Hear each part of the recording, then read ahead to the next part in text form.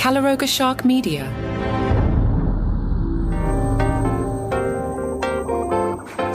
Man, you're only hearing my calm on-air persona. You're not hearing all the F-bombs I'm dropping as my equipment is giving me problems today. Hello, I'm Johnny Mac with your daily comedy news. Marc Maron opened up to Esquire about the whole Jon Stewartj thing.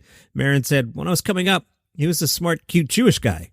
He said Stewartj fit into a category of people who have foresight and are disciplined careerists, and they know how to understand their talent, harness it, and then figure out how to capitalize on it with their skill set on their terms.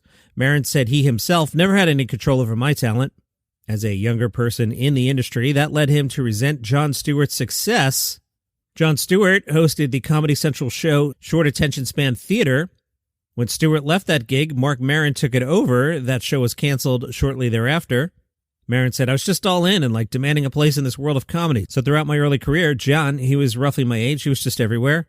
It never stopped, you know. I remember when he did the MTV show, and then he had the talk show, and he had me on. But my envy of him was always I would just crap on him to his face, be like, who do you think you are? Now, that's interesting, right? Because I played on Friday's show.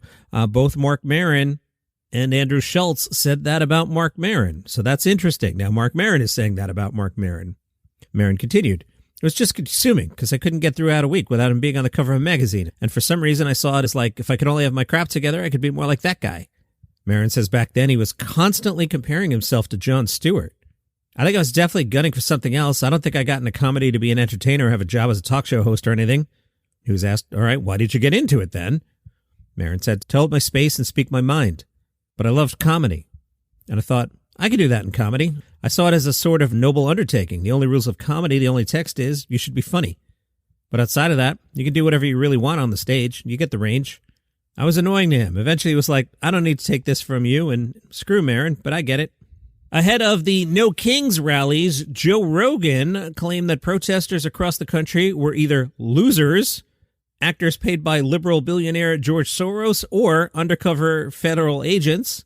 Joe Rogan said this on Wednesday's Joe Rogan Experience. Rogan said, all those people that are protesting on the streets, 99% of them are losers. The other ones work for the Fed. It's FBI agents and losers. That's all it is. So if you were out yesterday, you're a loser, or an FBI agent, or being paid by George Soros. Rogan continued, there's a guy with a van who's paid by George Soros, and he's got stacks of signs that were made of Kinko's. They're not homemade at all. You could just pass those bad boys out. In San Francisco, Kumail Nanjiani and Ilana Glazer abruptly withdrew from their scheduled performances at Dreamforce. Dreamforce is the annual tech conference held by Salesforce.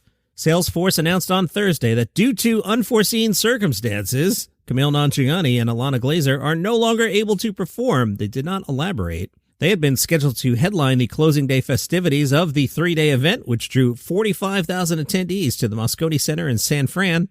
A source close to Salesforce told the San Francisco Chronicle that Nanjiani became ill and couldn't perform, prompting Glazer, his scheduled opener, to cancel as well. Interesting. Why didn't she just perform?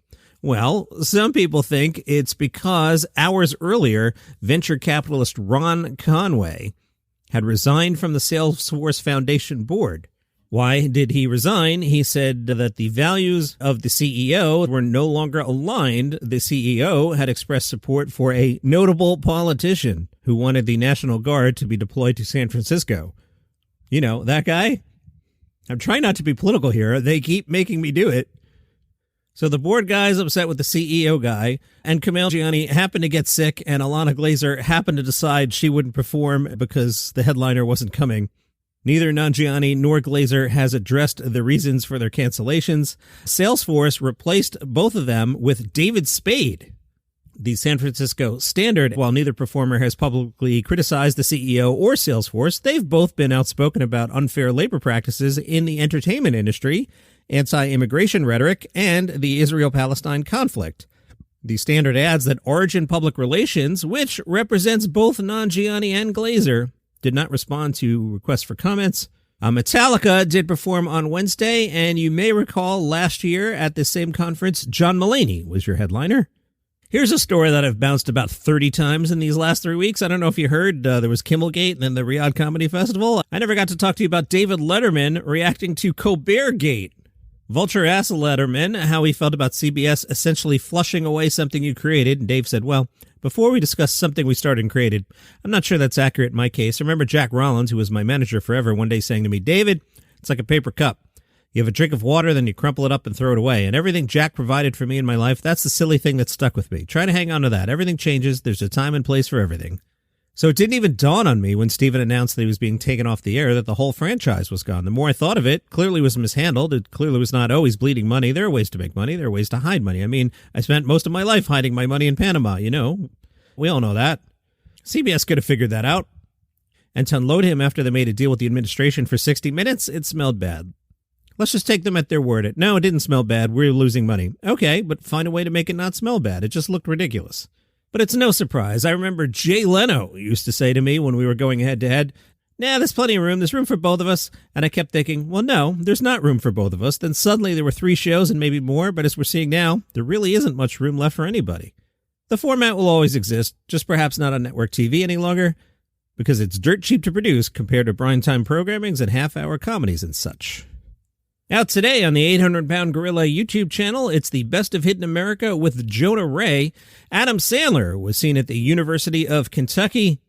He stopped by basketball practice, as he tends to do. Both the men's and women's team posted pictures of Adam Sandler talking to the players and coaches for both teams. Sandler was given a jersey by the men's team. He must have a ton of jerseys at this point. Sandler hooked up both teams with tickets to his show. So that means there must have been, how many people on our basketball team? 15, 20? Let's say 15. Some coaches, say there's 3 coaches. So there must have been like 40 unsold tickets to Adam Sandler's show. The LA Times spoke to comedian CP, who said, your jokes are like your wardrobe. Once you buy a shirt, that's your shirt. You own that shirt until you basically get rid of it. Sometimes you might be a little big for that shirt. It doesn't fit right. You need to work out. That's how jokes are. He was referring to a joke he first started to write 12 years ago. He works with Kevin Hart and said, when you first meet Kev and he knows you and he's familiar with your work and understands your potential because he's been there as someone with potential before it was realized, it's actually easier to talk to someone like that and relate to them than most people would think. He doesn't need to hate on anybody. It's purely like, I'm proud of people like you in your position. Here's what I can do to help. CP says, I want to be the comedian who takes it to the next level when Kevin Hart is ready to pass the torch. Too many comedians are afraid to say that or let that be the goal. We have to be honest about what we're trying to do. If you just want to be a comedian to get a couple dollars and get some attention, that's one thing. But I see it as a thing where the sky is the limit. Style-wise, he says, I do the same show, whether it's 2 people or 2,000 people. I need the reps. I need to know that I can do this no matter what. Similar to someone who's freestyle rapping. If you don't use that muscle, you're going to lose it. And today is Sunday, which means theoretically Bob's Burgers is on TV. If you're a longtime listener, you know where this is going to go. But a lot of new listeners have started listening. Now, new listeners, I'm going to ask you 2 questions. You're going to think these questions are crazy, but I want you to think about them, okay? Question number 1. Have you ever seen Bob's Burgers? You haven't. No one has. And here's the really weird one. Question number 2. Have you ever met anyone who's seen Bob's Burgers? You haven't. Now, isn't that weird? Because the show apparently has 300 episodes now, and yet you've never seen it. You've never met anyone who's seen it. Let me ask you a question. What time is it on? I know we all think it's on Fox, but what time is it on? See, here's the thing. The show does not exist. I'm a longtime comedy watcher. I've never seen it. I've never met anyone who's seen it. Now, you're like, John, there's clearly artwork. We've seen it. Oh, there's artwork. There's merch. There's a whole industry around the hoax. I get it. But there's no such show as Bob's Burgers. Does Fox promote it? Sure. They say it's coming on after The Simpsons, but they know we've all stopped watching The Simpsons 25 years ago now at this point. They probably make like 4 minutes of a new Simpsons episode knowing we're all switching over to NBC to watch football. No one is watching Fox on Sunday night. So they just promote stuff, and then who even knows what's on? If you remember tonight, switch over to Fox and let me know if Bob's Burgers is there. It's not. I dare you. Anyway, the Bob's Burgers folks were celebrating 300 episodes. Really? 300? Bob's Burgers supposedly premiered in 2011. Now, some of you, I get it. You're like, John, you sound crazy. Okay. Why don't you Google Eugene Merman hoax? Eugene Merman, supposedly a voice on Bob's Burgers. Eugene Merman hoax. The first thing that comes up, the Eugene Merman Fake Comedy Festival.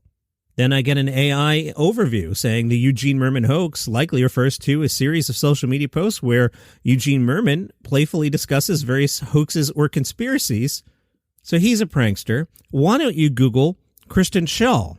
who I got to know a little bit during my SiriusXM days. You know how I first met Kristen Schaal? She won the Andy Kaufman Award. And what is Andy Kaufman known for? Hoaxes, put-ons, things that seem real that aren't. Say, for example, perhaps, possibly, maybe, Bob's Burgers. You see where I'm going here? Again, have you ever seen the show? Have you ever met anyone who's seen the show? Anyway, congratulations to Bob's Burgers on 300 episodes.